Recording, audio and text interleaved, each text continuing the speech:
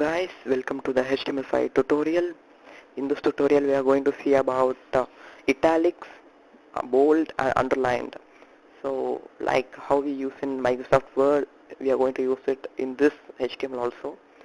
When we are making an again a same newspaper website or news website, in that for heading we want it to look like in a bold font.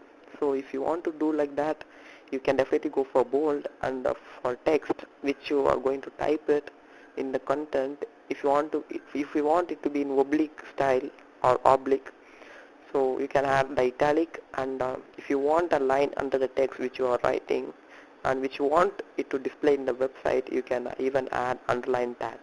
So let us start. So I'm opening again my VS Visual Studio Code, full screen it. Okay, now we could see the topic is italic, bold and underlined. So we had three tags. For italic, you have to open I tag, so that's all. So this is italic tag, and for bold, just B.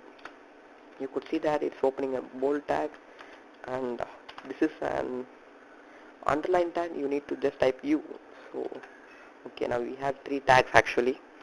So this is an italic tag. If you could see, it shows that I element represents a span of text. So in bold, this is bold. So B represents bold, and U represents underlined. So we have three fonts here. So in I, you could see, if I'm writing the text, you could see it clearly in the source side preview.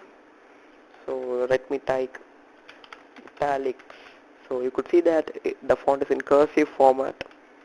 If I come to bold tag, it says, let me type BOLD, so bold. You could see that it is in bold font.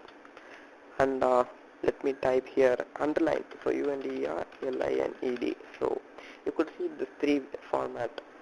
So for making the text look cursive, you can add italic tag, which is I. For making the text look bold, you can code B. B stands for bold, and for drawing a line under the text, you can use U tag, which is underline tag. So this is the end of the video, guys. Hope you like it, and please like, share and subscribe. See you next video.